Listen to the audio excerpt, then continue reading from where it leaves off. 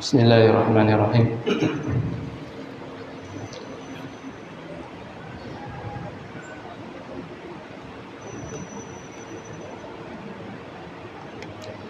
Assalamualaikum warahmatullahi wabarakatuh.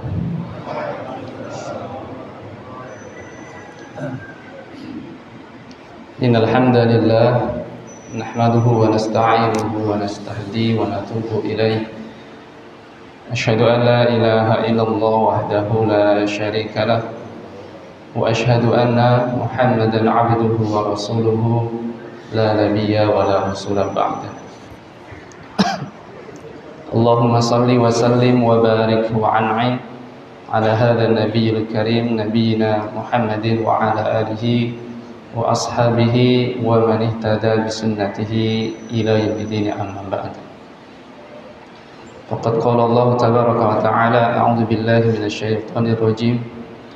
Huwallazi arsala rasulahu bil huda wa dinil haqq liyudhhirahu 'ala ad-dini kullihi wa kafa billahi syahida. Alhamdulillah, segala puji hanya milik Allah Rabbuna tabaraka wa ta'ala. Salawat dan salam semoga senantiasa tercurahkan kepada baginda Rasul alaihi salatu wassalam, juga kepada para keluarga beliau, ahlul bait beliau, kepada para sahabat radhiyallahu anhum ajma'in. Semoga Allah tabaraka wa ta'ala juga berkenan melimpahkan keberkahan rahmatnya dengan diberikannya kepada kita semua yang hadir di majelis ini syafaat dari Nabi sallallahu alaihi wasallam atas izin Allah tabaraka wa ta'ala untuk meringankan beban kita menghadap Allah Subhanahu wa ta'ala. Para mahasiswa dan para jamaah yang Allah muliakan, subuh hari ini adalah kajian tematik sesungguhnya, karena memang pekan ketiga di subuh ini pengurus bidang tarbiyah masih mencari-cari siapa pemateri setelah 2 tahun lebih kita off-kan. Jadi terjadi penataan ulang kajian subuh. Untuk di pekan ketiga ini masih belum fix ya, sehingga saya diminta untuk menggantikan terlebih dahulu dan mengisi. Semoga nanti kita sudah bisa menemukan beberapa asatidz yang bisa mengisi untuk pekan ketiga, karena memang terjadi perombakan sehingga para asatidz pun jadwalnya berubah-ubah di mana-mana. Qadarullah, kita pagi hari ini bersama kajian Sirah Nabawiyah, kita akan membahas satu tema saja tentang surat Nabi sallallahu alaihi wasallam kepada Raja Heraklius atau raja pembesar di Konstantinopel yang berada di negeri Syam, yang kekuasaannya waktu itu sampai di negeri Syam, dan Raja Heraklius tinggal di kota Syam waktu itu.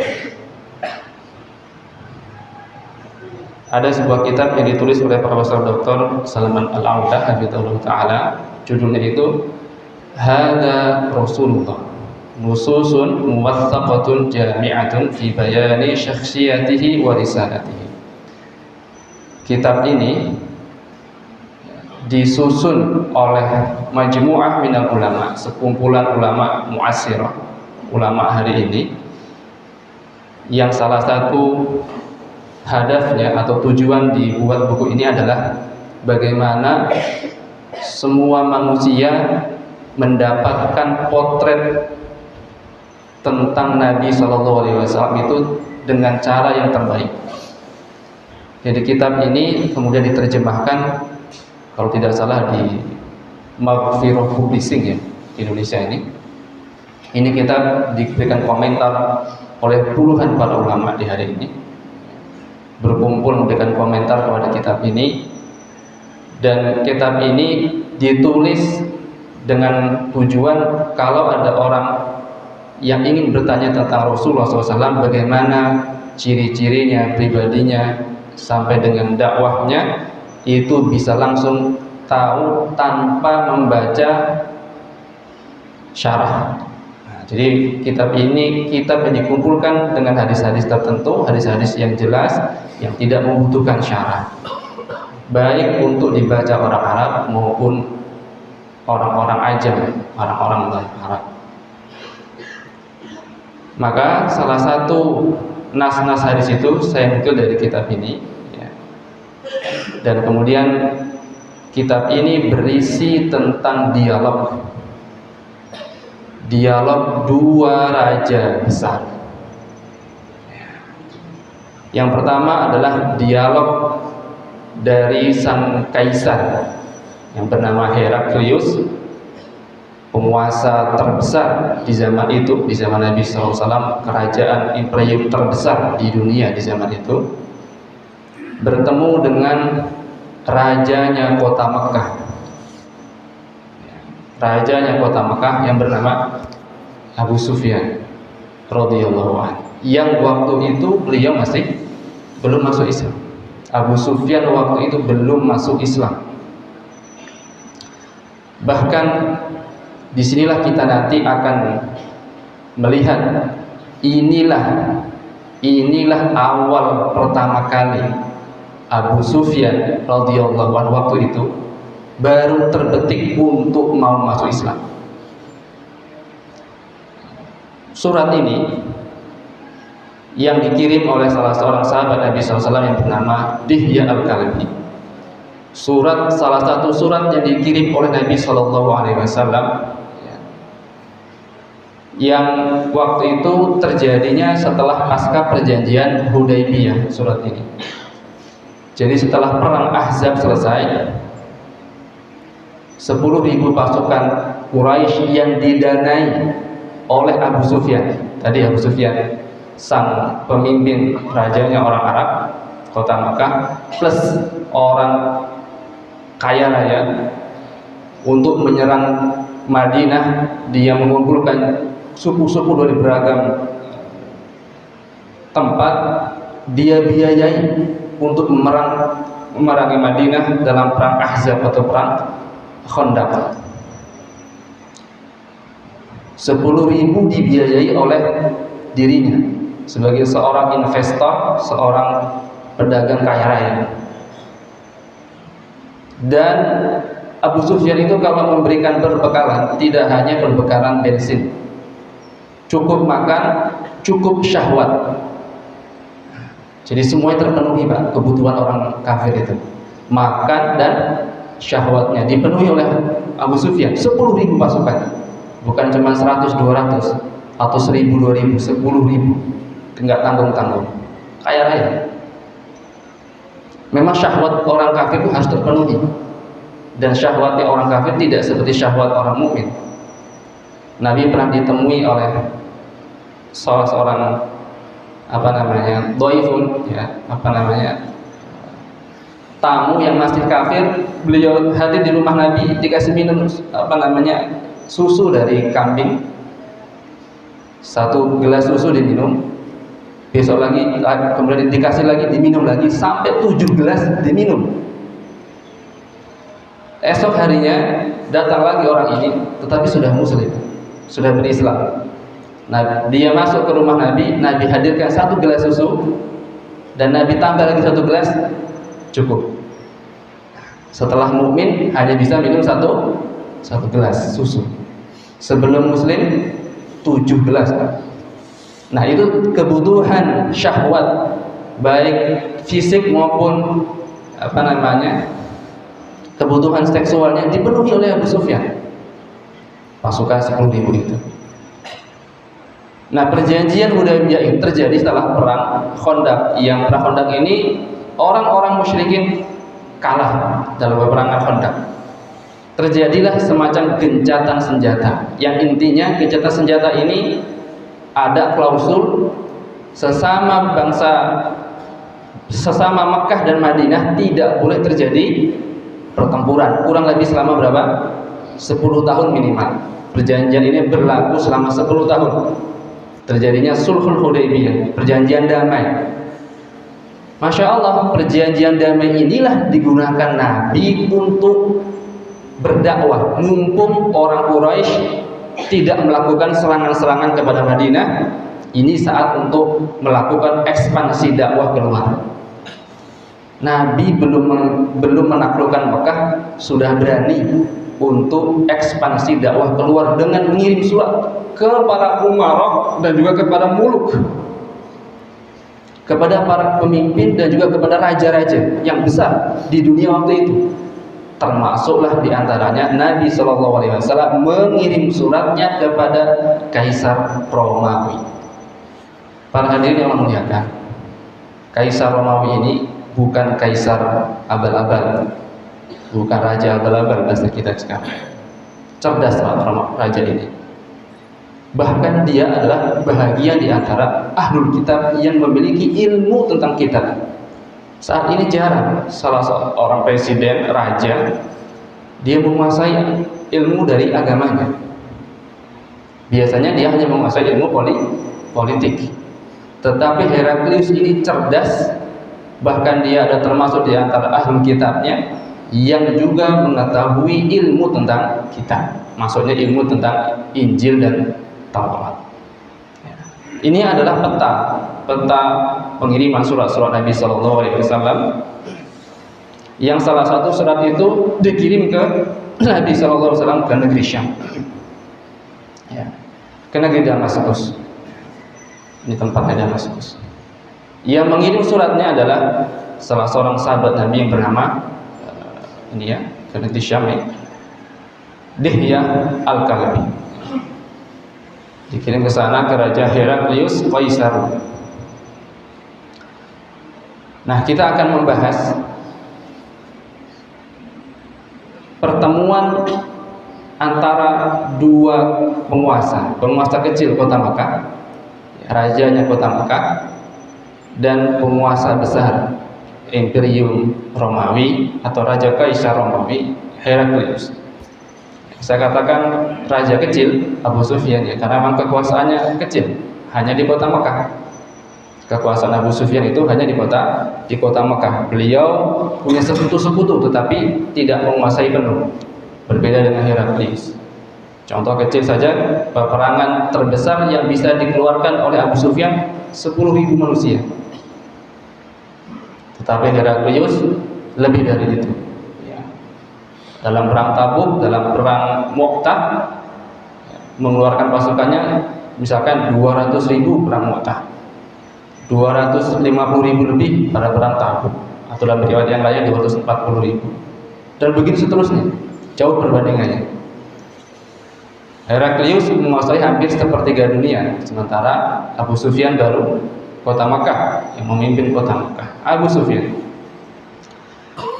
Hadis ini diriwayatkan oleh Imam Bukhari tentang dialog antara Abu Sufyan dengan Raja Heraklius. Diriwayatkan oleh salah seorang sahabat Abdullah bin Abbas radhiyallahu anhuma. Waktu itu Abu Sufyan menjelaskan tentang dirinya, berkisah langsung tentang dirinya. Qala haddatsani Abu Sufyan min fihi ila fiyya. Abu Sufyan bercerita darinya, kemudian dia mengisahkan tentang dirinya. Inilah kisah Abu Sufyan pertama kali beliau terdetik untuk baru ingin masuk Islam. Abu Sufyan itu dari awal memang belum mau masuk Islam. Penguasa besar, kaya raya, semua milik ada. Tidak boleh ada alasan kalau masuk Islam, harus ada alasan yang kuat. Meskipun semua orang-orang besar waktu itu sudah banyak yang masuk Islam, termasuk putrinya. Putri Abu Sufyan itu namanya Romlah binti Abu Sufyan, atau dikenal dengan Ummu Habibah. Putri Abu Sufyan ini duluan masuk Islam. Bahkan ketika terjadi hijrah ke Habasyah yang kedua, putri Abu Sufyan ini ikut hijrah ke Habasyah bersama suaminya yang juga masuk Islam, dan berangkat meninggalkan keluarganya, Abu Sufyan dan keluarganya. Sang putri masuk Islam duluan dan tidak lagi dianggap sebagai anak. Malu besar waktu itu Abu Sufyan ketika Romlah masuk Islam. Dan nanti Romlah ini setelah suaminya ini diceraikan, karena ternyata suaminya ketika hijrah ke Habasyah itu nanti kembali murtad. Suaminya ini awalnya Nasrani, masuk Islam, hijrah ke Habasyah, kembali lagi murtad menjadi Nasrani dan menjadi janda. Romlah binti Abu Sufyan ini punya satu anak namanya Habibah. Dan kemudian Nabi SAW meminangnya nanti dari kota Madinah. Jadi putri Abu Sufyan itu adalah istri Nabi. Nah, nanti waktu Abu Sufyan nanti akan minta damai untuk kedua kalinya, sang istri menolak. Istri Ummu Habibah itu menolak. Abu Sufyan melobi Nabi nggak terima, melobi melalui anaknya tidak diterima. Abu Sufyan, Romlah termasuk di antara putri yang menikah dengan Nabi SAW nanti ketika Nabi sudah hijrah ke kota Madinah. Masya Allah. Artinya ada hubungan dekat Pak ya antara Abu Sufyan ini sebenarnya. Nah, Abu Sufyan mengatakan, intolaqtu fil muddati allati kanat baini wa baina Rasulillah sallallahu alaihi wasallam. Terjadi masa yang begitu panjang, ada urusan antara aku dengan Muhammad. Raja Mekah berurusan dengan penguasa Madinah, Nabi sallallahu alaihi wasallam. Perang terus-terusan. Dari perang Badar sampai perang Khandaq belum selesai perangnya. Aku ini punya urusan besar dengan Muhammad. Gerem, Abu Sufyan sangat gerem dengan Muhammad karena dakwahnya terus berkembang. Bahkan anaknya masuk Islam, jadi istri Nabi SAW makin dendam dengan Nabi SAW. Fabaina ana bisyam idji'a bi kitabin minan Nabi SAW ila Hiraqlah. Ketika aku sedang berada di negeri Syam, waktu itu Abu Sufyan sedang berdagang ke negeri Syam. Perdagangan memang rutinitas beliau ke negeri Syam untuk berdagang, berbisnis besar. Qala wa kana Dihyatu al-Kalbi ja'a bihi fadafa'ahu ila 'azimi Busra. Waktu itu Dihya al-Kalbi datang ke negeri Syam, kemudian membawa surat, yang surat itu kemudian dilaporkan terlebih dahulu ke penguasa Basrah atau Busra, salah satu kota di negeri Syam. Fadafa'ahu 'azimu Busra ila Hiraql. Kemudian penguasa Busra itu, atau saat ini bisa kita katakan gubernurnya Busra, baru membawa Dihya al-Kalbi ke Raja Kaisar. Prosesnya ke gubernur dulu baru sampai ke raja. Ini kata Abu Sufyan bercerita, faqala Hiraqlu hal hahuna ahadun min qaumi hadzal rajul alladhi yaz'umu annahu an-nabi. Ketika Heraklius menerima utusan Dihya al-Kalbi dan mendapatkan suratnya, baru kemudian Heraklius mengatakan, apakah di negeri kita ini sedang ada yang tinggal di negeri kita orang Arab yang satu kaum dengan orang yang mendakwahkan dirinya sebagai nabi ini, atau maksudnya adalah Muhammad. Ada nggak di negeri kita ini orang yang sekaum dengan orang yang mengirim surat ini, yang mendakwahkan dirinya sebagai yaz'umu annahu nabi, yang mendakwahkan dirinya sebagai nabi ini, ada enggak? Maka faqalu na'am. Qala fadu'itu fi nafarin min Quraisy fadakhalna ala Hiraqlah fa'ajlasana baini yadayhi faqala. Maka kemudian penguasa Basra itu mencari, ada enggak di daerah kita ini yang orangnya itu adalah orang Arab dan dia kenal dengan yang mengaku nabi ini. Akhirnya ditemuilah yang dipanggil itu adalah Abu Sufyan. Abu Sufyan datang dengan nafarin, beberapa teman-temannya untuk dihadapkan dengan Raja Heraklius. Kami masuk di istananya dan kami didudukkan di hadapan Raja Heraklius.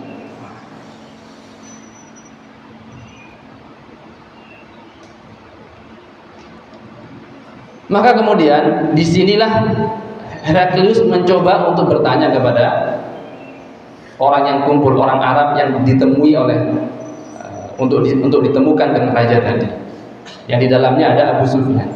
Baru Abu Sufyan bertanya, ayyukum aqrabu nasaban min hadzal rajul alladhi yaz'umu annahu nabi. Siapa di antara kalian, wahai orang Arab, wahai orang kota Mekah, yang nasabnya dekat dengan Nabi? Faqala Abu Sufyan, faqultu ana. Ya. Aku, kata Abu Sufyan, aku yang paling dekat.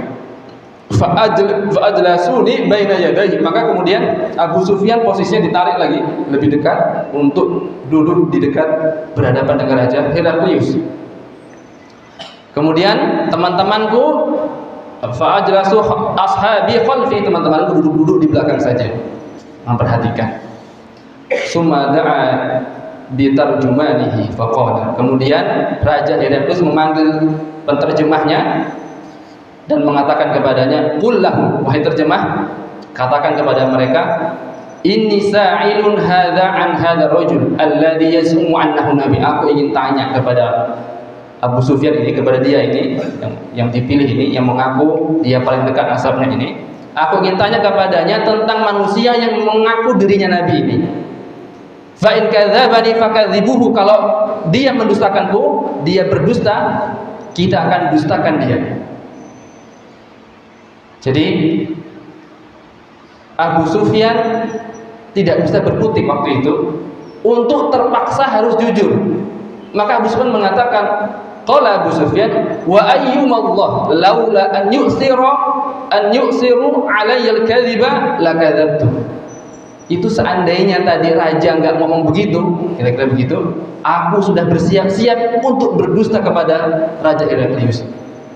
Ternyata Raja Heraklius sudah memotong dulu di awal, kalau sampai Abu Sufyan ini ngomong berdusta, kita akan dustakan dia. Maksudnya apa, Pak? Abu Sufyan kalau sempat dituduh sebagai pendusta dan tersyiar di kota Syam, habis perdagangannya. Enggak jadi orang kaya raya di negeri Makkah, perdagangannya luar biasa, Pak, di negeri Syam. Pulang pergi bawa bisnisnya luar biasa. Nah, kalau namanya sampai disebut sebagai pendusta, orang tidak ada yang mau membeli dan mau berserikat dalam perdagangan. Abu Sufyan terpaksa, dengan masalah urusan dunia ini, terpaksa harus jujur. Padahal sudah berniat, oh ini pasti mau nanya Muhammad itu, aku mau berdusta, nggak jadi. Hebat ini Raja Heraklius. Sudah dipotong dulu kesempatan untuk berbuat dusta. Yang namanya kalau raja Heraklius yang ngomong Abu Sufyan pendusta, sudah selesai urusannya. Udah nggak lagi datang ke negeri, nggak berani datang ke negeri Syam untuk selama-lamanya. Nah, di situ tadi disebutkan Abu Sufyan itu nasabnya paling dekat dengan Nabi SAW. Memang iya. Ya, nanti dari sisi tadi dari sisi nasab Abu Sufyan istrinya, putrinya istri Nabi SAW. Dan nanti memang Abu Sufyan ini kakek-kakeknya kan Abu Sufyan bin Harb bin Umayyah. Makanya nanti Abu Sufyan ini adalah penghulunya Bani Umayyah, ya, dinasti dari Bani Umayyah, nanti lahirnya dari keturunan ini. Nah, disinilah nanti bertemu dengan nasab Nabi itu di Abdul Manaf. Ya. Nah, di sini Bani Hashim, Abdul Muthalib, ya. Nah, di sini nanti Nabi SAW Muhammad itu kan SAW dari Bani Hashim, ya. Kalau Abu Sufyan dari Bani Abdisyam. Yang Abdisyam dan Hashim ini kakaknya sama, Abdul Manaf. Nah, maka beliaulah yang paling dekat nasabnya dengan Nabi SAW dan nanti berbicara langsung dengan Heraklius. Kemudian, ya, barulah kemudian Heraklius bertabayun dengan 10 pertanyaan. Nanti akan kita ringkas. 10 pertanyaan ini disampaikan oleh Heraklius kepada Rasul SAW untuk mengenal, memastikan tentang kerasulan Muhammad SAW. Pertanyaannya pertama adalah, faqala tarjumanihi salhu kaifa hasabukum fikum.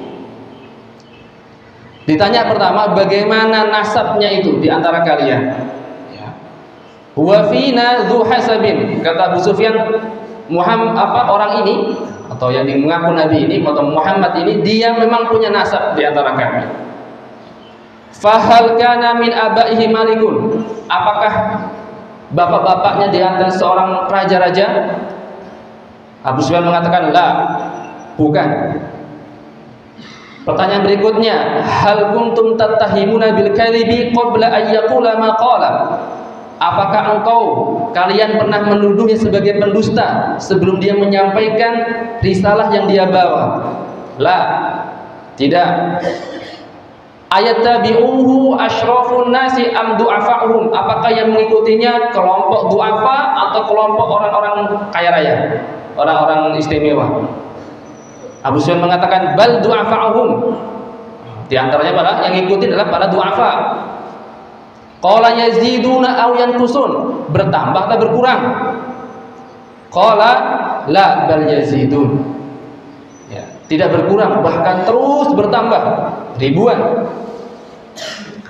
Qala hal yattadu ahadun minhum an dinihi ba'da an yadkhula fihi syahhtatan lahu? Apakah ada yang keluar dari agamanya setelah dia masuk Islam dan Islam tertancap, agama itu tertancap pada dirinya karena benci dengan agamanya?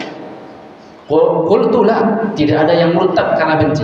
Tapi kalau murtad karena urusan dunia ada. Contohnya suami Romlah. Suami Romlah itu yang sudah masuk Islam dalam hijrah Habasyah tadi, murtad karena melihat kan dia orang Nasrani. Ya, suami Romlah itu namanya Ubaidillah, salah seorang beragama Nasrani yang masuk Islam di kota Mekah. Ketika hijrah ke Habasyah, di sana dia bertemu dengan orang-orang Nasrani yang lebih banyak juga, karena Habasyah itu negerinya dipimpin oleh raja Nasrani yang awalnya Nasrani, ya Raja Najasyi awalnya kan Nasrani. Di sana dia bertemu dengan Nasrani yang lainnya, ditawarilah kenikmatan dunia, akhirnya murtad kembali. Bukan murtad karena benci kepada Nabi SAW dan agamanya, bukan, tapi murtad karena diiming-iming sesuatu. Bahkan Ubaidillah meninggal dalam kondisi dia pecandu khamar. Pecandu khamar, dunia ini urusan syahwat. Jadi tidak ada yang murtad kalau benci kepada agama, tidak ada. Rata-rata murtadnya itu karena urusan syahwat, dunia dan sebagainya. Sampai dengan hari ini sama. Ya, murtad itu karena apa? Ya, karena masalah dunia. Kemudian fahal qataltumuhu? Apakah kalian memerangi Nabi ini? Iya. Na'am. Fa kaifa kana qitalukum iyyah? Bagaimana pertempuran di antara keduanya? Takunu harbu bainana wa bainahu sijalan yusibu minna wa nusibu minhu. Qala, di antaranya kami perang, kadang kami pernah menang, tapi kami juga sering kalah. Ya, kebanyakan kalah. Pernah menang pada perang Uhud, yang lainnya tumbang. Pernah menang, pernah kalah. Kemudian fahal yaghdir? Apakah manusia ini pernah berkhianat? Nabi ini pernah berkhianat ketika berjanji, pernah berkhianat ketika melakukan perdamaian, pernah berkhianat? Qultu la wa nahnu minhu fi hadhihi al-muddah la nadri ma huwa salihun fiha. Padahal kami tinggal lama bersamanya, kami pun enggak tahu apa yang dia berbuat, tapi orang ini tidak pernah berbuat khianat. Kami tidak pernah mendapati Muhammad itu berkhianat kepada kami dan suku-suku di antara kami. Tapi kalau Yahudi itu selalu berkhianat. Dalam perang terakhir, perang Khandaq saja, Yahudi sudah kong kali kong dengan Quraisy untuk berkhianat kepada Nabi SAW dalam perang Khandaq. Dan itu disaksikan oleh Abu Sufyan, karena berkhianatnya disetujui oleh Abu Sufyan. Orang-orang Yahudi di Madinah waktu itu dalam perang Khandaq. Ya, mereka terbiasa khianat. Kalau Nabi ini nggak biasa, nggak terkenal sebagai pengkhianat. Qala wallahi ma amkanani min kalimatin udkhilu fiha syai'an ghairu hadha. Ya, demi Allah tidak ada kalimat-kalimat yang aku tambahkan selain yang aku sampaikan ini. Maksudnya yang aku sampaikan ini benar, tidak ada tambahan yang aku perbuat. Qala fahal qala hadzal qawlu ahadun qablahu? Qultu la. Apakah ada yang menyampaikan dakwah semisal ini, ya, sebelum Muhammad itu kepada kaumnya? Tidak ada. Kata Abu Sufyan, tidak ada. Maka 10 pertanyaan ini disampaikan oleh Raja Heraklius dan nanti ditabayunkan langsung oleh Heraklius. Heraklius mencocokkan pemahamannya dari Alkitab, ya, dari Injil dan Taurat, kemudian dicocokkan dengan ciri-ciri kenabian ini. nanti disinilah terjadi pembedaan. Sebagaimana Allah berfirman, ya'rifunahu kama ya'rifuna abna'ahum. Orang-orang ahlul kitab itu mengetahui Muhammad seperti mereka mengetahui anak mereka sendiri. Betapa detailnya orang kalau tahu anaknya itu, di mana tandanya, rambutnya seperti apa, bentuknya seperti apa, sifat-sifatnya seperti apa. Kan bapak yang paling tahu dengan anaknya. Itu Al-Quran menggambarkan pengetahuan ahlu kitab Nasrani dan Yahudi kepada Muhammad sebelum diutus itu, ya'rifunahu kama ya'rifuna abna'ahum. Orang ahli kitab itu tahu persis Muhammad sebagaimana mereka mengetahui anak mereka sendiri. Artinya terang benderang, gamblang, nggak ada yang ditutupi sebenarnya. Wa inna fariqam minhum la yaktumunal haqqa wa hum ya'lamun. Tetapi sebahagian mereka menutupi kebenaran itu. Nah, itu kan persoalan begitu nanti. Ada yang tahu kebenaran, menutupi kebenaran. Sama nanti Nabi SAW punya istri namanya Ibunda Sofia. Sofia itu bapaknya Yahudi. Maka Nabi pernah menikahi wanita Yahudi, Sofia. Bapaknya itu ahli kitab Yahudi. Kakak beradik.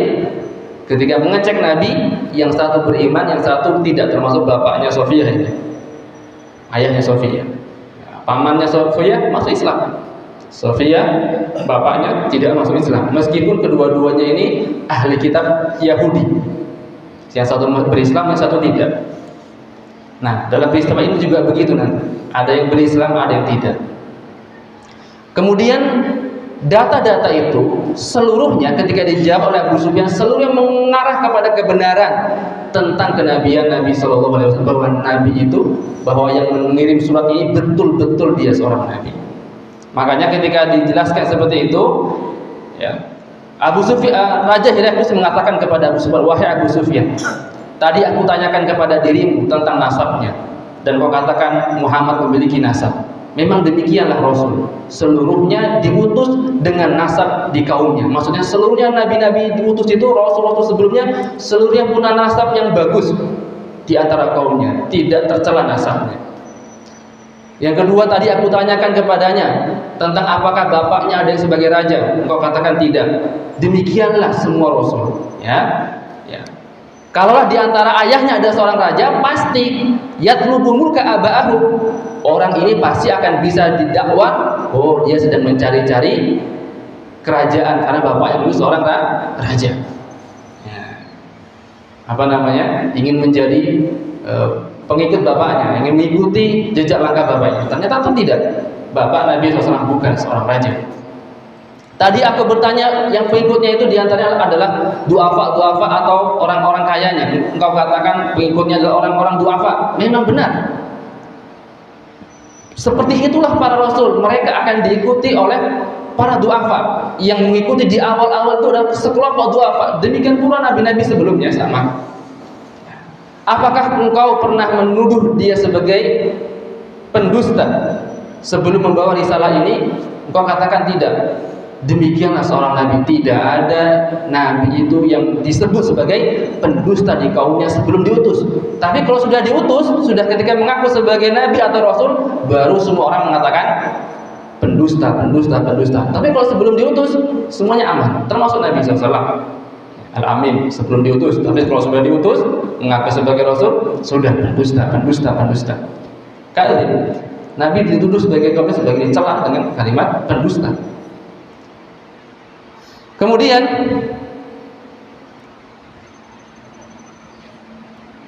apakah di antara mereka ada yang murtad karena agamanya? Gua katakan tidak ada.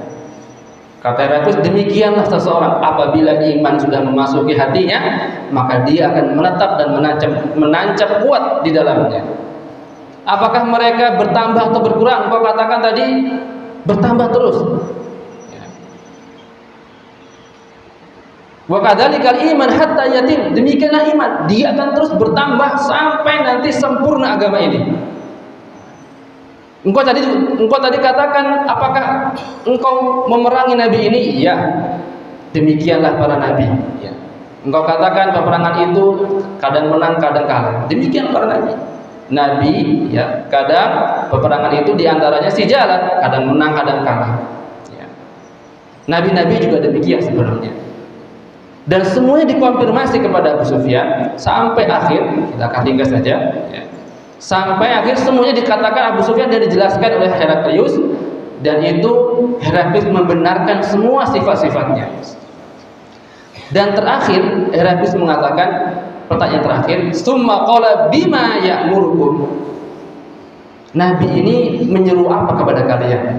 Menyeru apa? Apa yang dibawa untuk kalian Nabi ini? Di akhir ini, qultu ya'muruna bis shalah. Nabi ini memerintahkan kami untuk sholat. Nasrani juga sholat, Pak ya. Nah, Nasrani juga sholat. Bahkan nanti ada dua utusan dari Bani Najran itu ke Nabi SAW, ke Masjid Nabawi. Masuk Masjid Nabawi dia sholat dua ahlul kitab ini. Cuman sholatnya tidak menghadap ke arah Ka'bah, menghadap ke arah timur. Tetapi syariat sholat itu ada. Karena kan nabinya sama. Nabi Isa alaihissalam juga kita imani. Mereka juga punya syariat sholat sebelumnya. Meskipun tata caranya mungkin ada perbedaan. Kata Abu Sufyan, Nabi kami memerintahkan kepada kami untuk sholat, zakat, untuk menunaikan zakat. Zakat juga ada di agama Nasrani, ya, menunaikan zakat. Bahkan sekarang zakatnya lebih besar, Pak ya, 10%. Nah, kita kan juga cuma 2,5%. Makanya orang pendeta-pendeta itu kaya raya. Wasilah,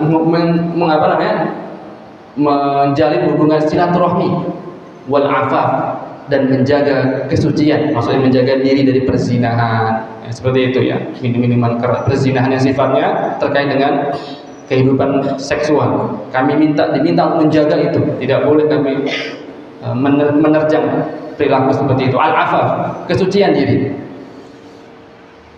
Baru kemudian Abu Sufyan mendengar perkataan Heraklius yang baru ini yang membuat Abu Sufyan tercengang sampai terbetik dalam hati sesuatu. Apa kata Raja Heraklius? Qala iyyakum ma taqulu fihi, iyyakum ma taqulu fihi haqqan fa innahu nabiyyun. Inilah perkataan Raja Heraklius. Kalau seandainya yang engkau sampaikan semua tadi benar, ya, fa innahu nabiyyun, maka sungguh dia ini adalah nabi.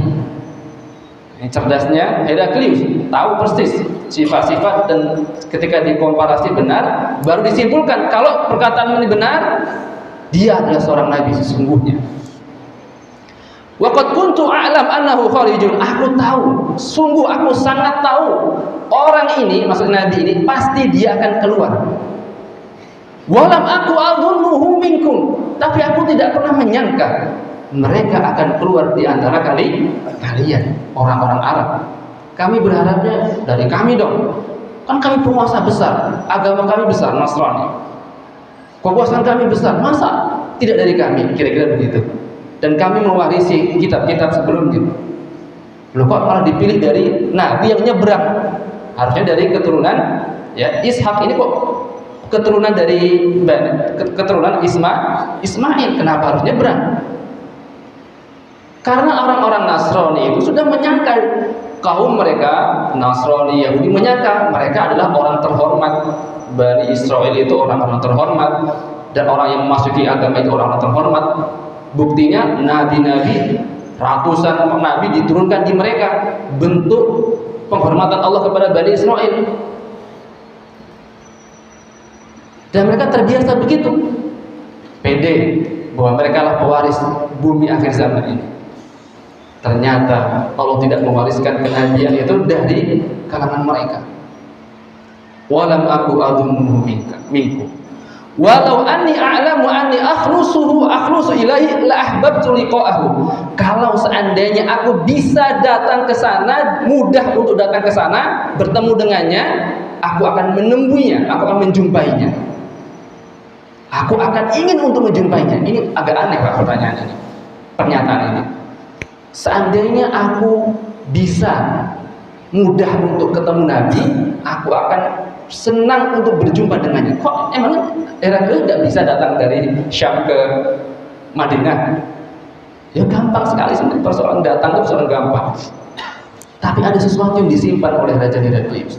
Seandainya aku bisa datang, artinya beliau sebenarnya ingin datang menemui orang ini, menemui Nabi.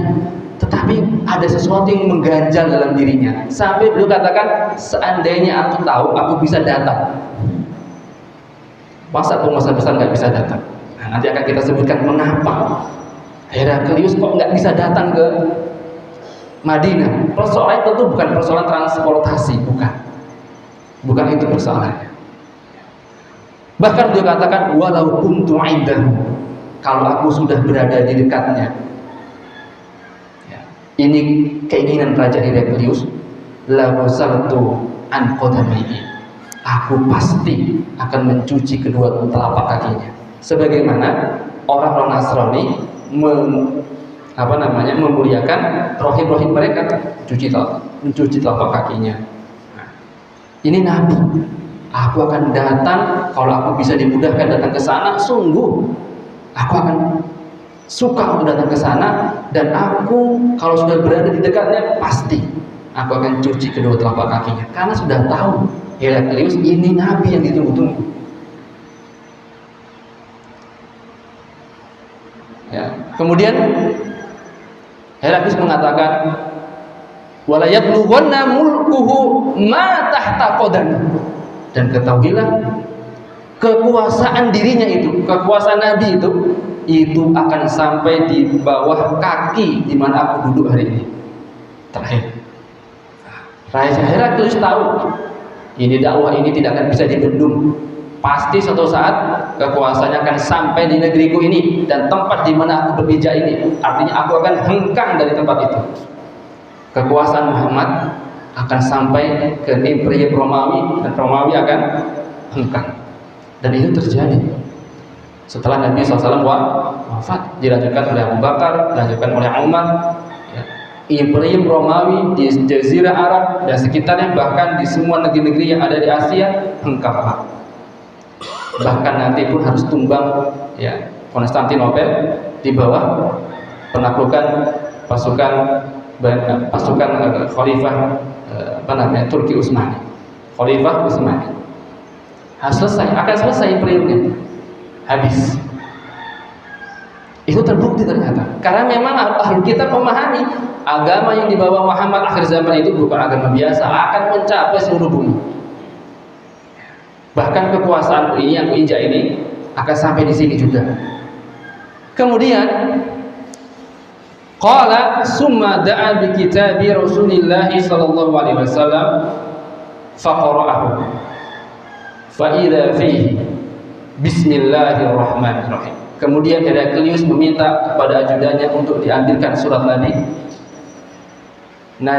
surat itu kemudian dibuka dan dibacanya, tertulislah kalimat bismillahirrahmanirrahim min Muhammadin Rasulillahi ilahi Rabbul azimir ruh, dari Muhammad Rasul Allah kepada Raja Besar Romawi.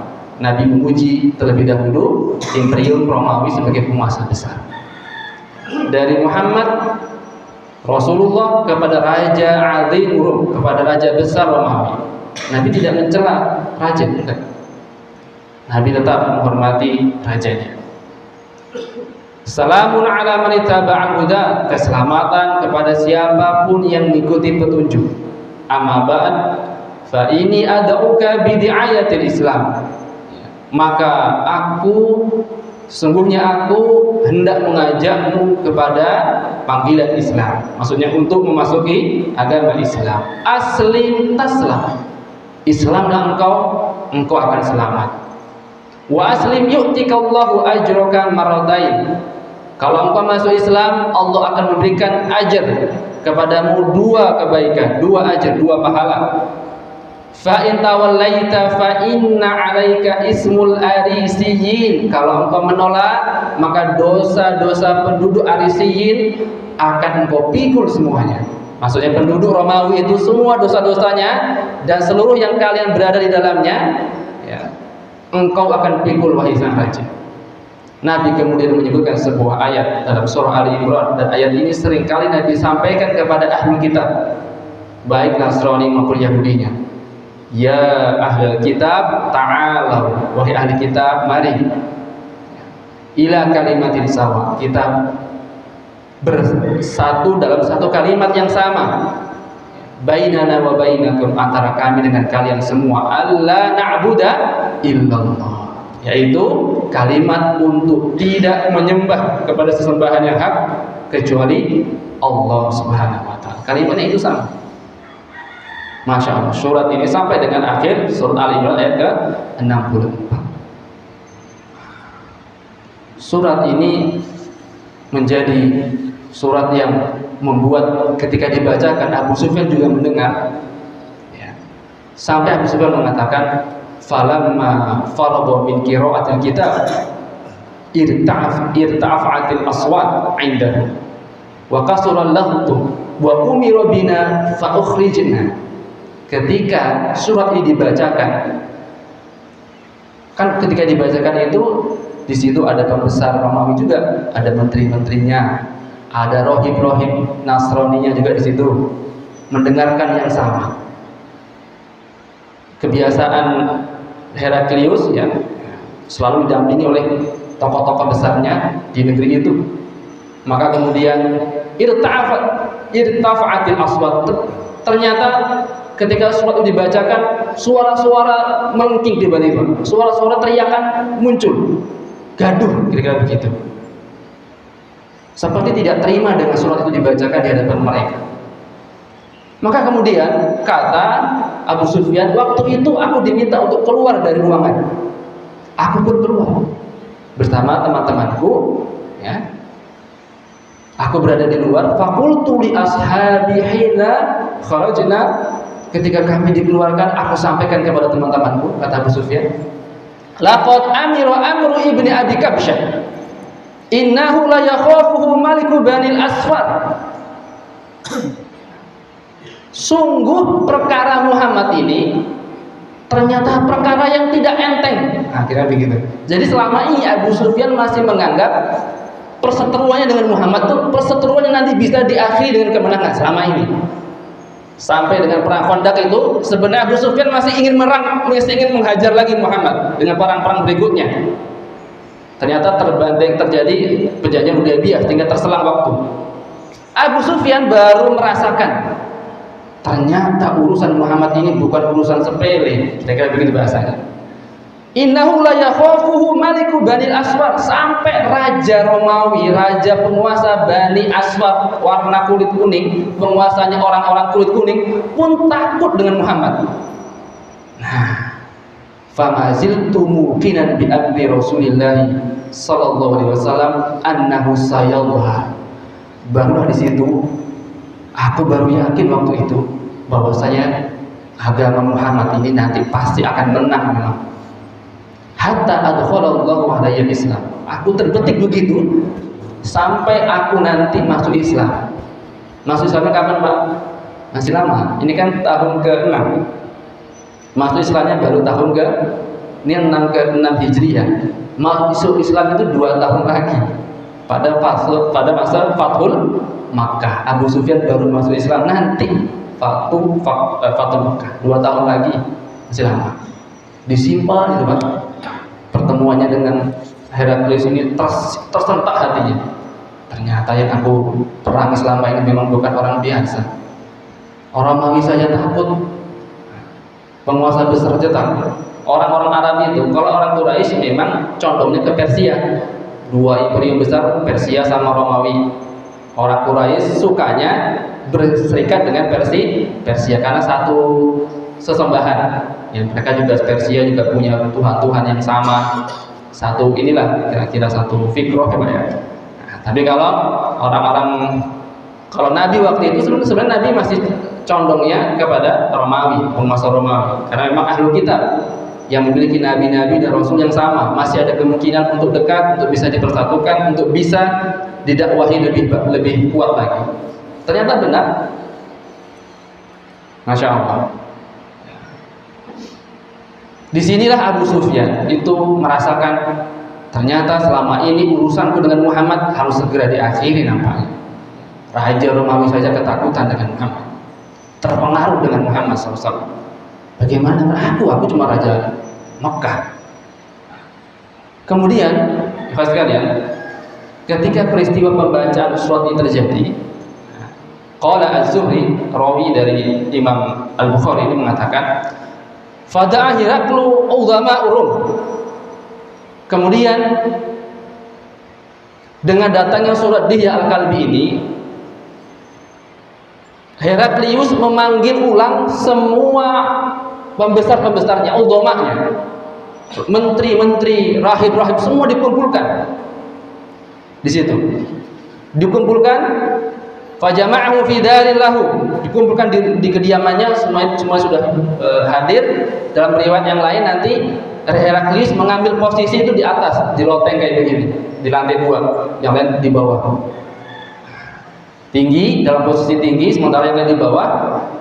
Ya ma'syara ar-Rum. Barulah di situ nanti Heraklius itu meminta kepada hadirin untuk mendengarkan dirinya.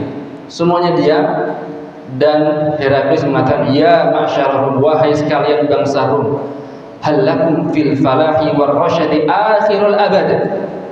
Maukah kalian mendapatkan kemenangan, kesuksesan besar, sampai kalian ini kesuksesan ini sampai akhirul abad, sampai tidak akan pernah hilang dalam diri kalian. Kalian akan menjadi jaya selamanya, macam begitu. Maka kalian mendapatkan kejayaan yang langgeng selama-lamanya. Wa yasbuta lakum mulkakum, dan kekuasaan kalian ini akan sabit, akan tetap ada pada diri kalian. Tidak ada yang mampu menggoyahkan kekuasaan kalian ini. Dalam riwayat yang lain nanti Abu Sufyan juga mengatakan hal yang serupa. Ini riwayat Ahmad.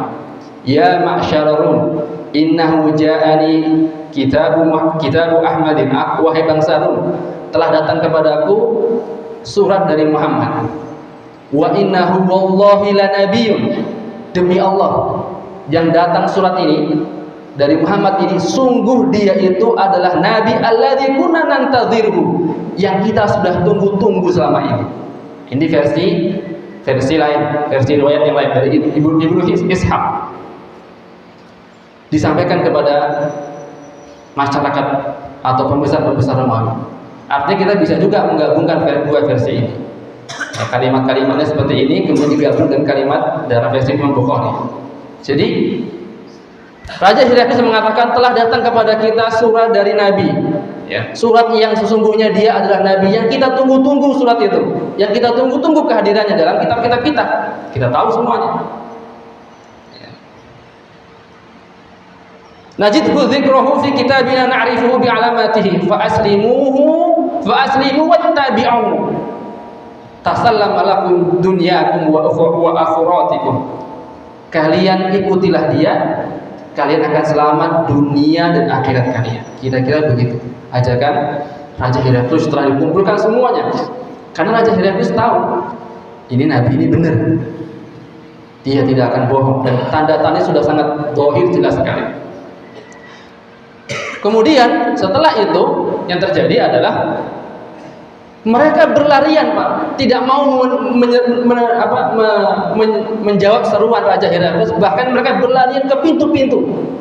Fahasu haisatahu humuril wahsi. Tiba-tiba mereka tidak bisa terkendali seperti binatang yang wahash, tidak bisa diatur, mencari sana, mencari sini, mencari-cari pintu. Ternyata mereka adalah ilal abwab. Mereka berpencaran mencari-cari pintu, pengen keluar, meninggalkan sang raja. Raja besar ditinggalkan, Pak. Ternyata wajah juga qad pintu-pintu sudah dikunci oleh sang raja, nggak bisa keluar. Kemudian sang raja berkatakan, alayya bihi, fada'a bihi faqala. Semuanya ke sini lagi, kumpul lagi. Inni innama ikhtabartu shiddatakum ala dinikum. Aku tadi cuma ingin mengetes kalian.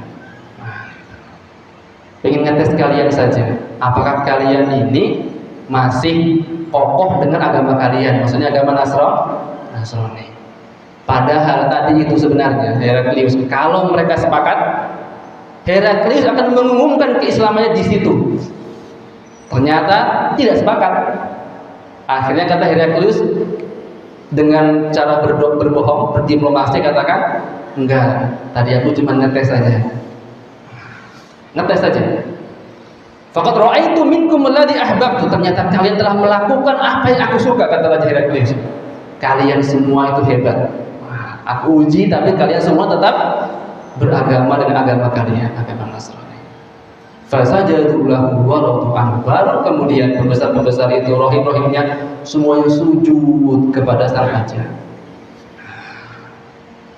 Ternyata Heraklius tidak masuk Islam.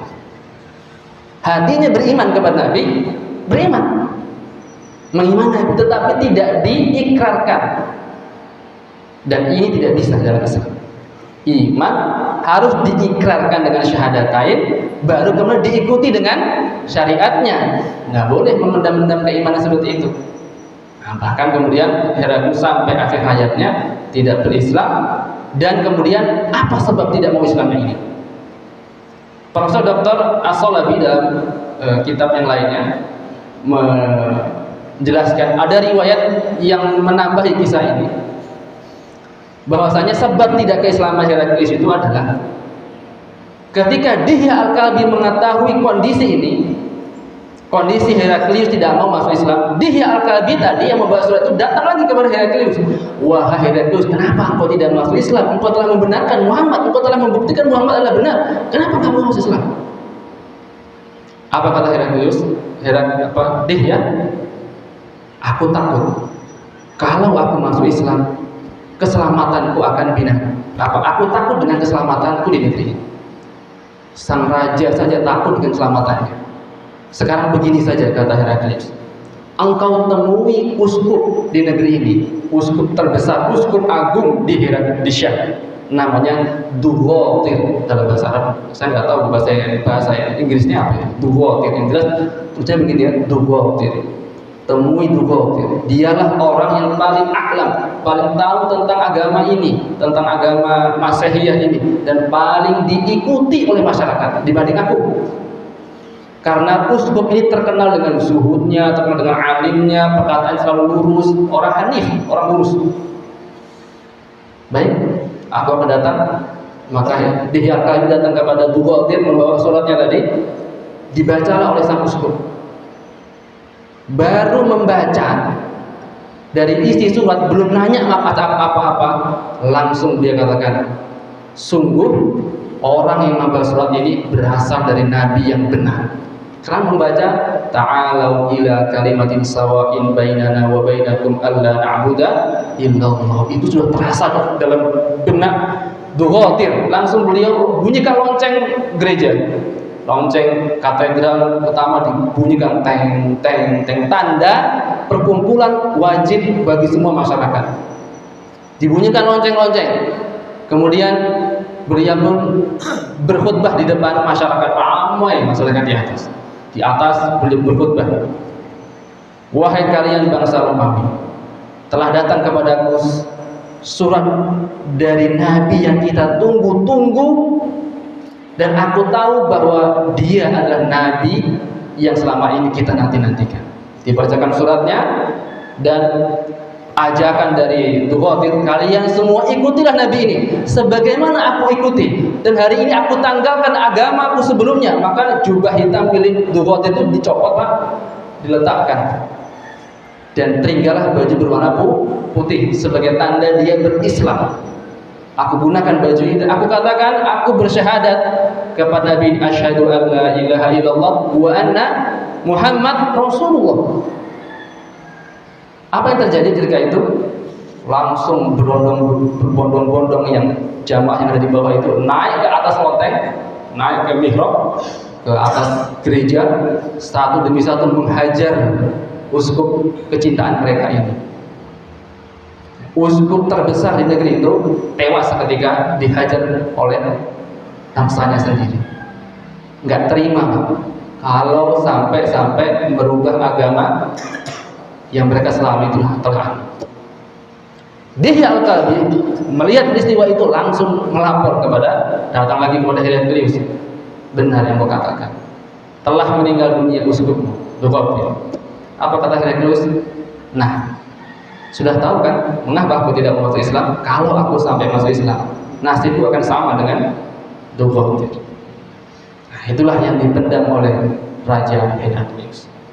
Kisah ini tentu saja menyelipkan faedah yang panjang. Nah, hari ini kita hanya kisah saja. Faedahnya silakan bapak-bapak ambil, bapak-bapak cermati ya, tentang keutamaan baginda Nabi Sallallahu Alaihi Wasallam yang mengguncangkan singgasana Heraklius dan kemudian membuat Abu Sufyan radhiyallahu anhu baru berpikir untuk mau masuk Islam. Barakallahu fikum. Subhanakallahumma bihamdika asyhadu an la ilaha illa anta astaghfiruka wa atubu ilaik. Wassalamualaikum warahmatullahi wabarakatuh.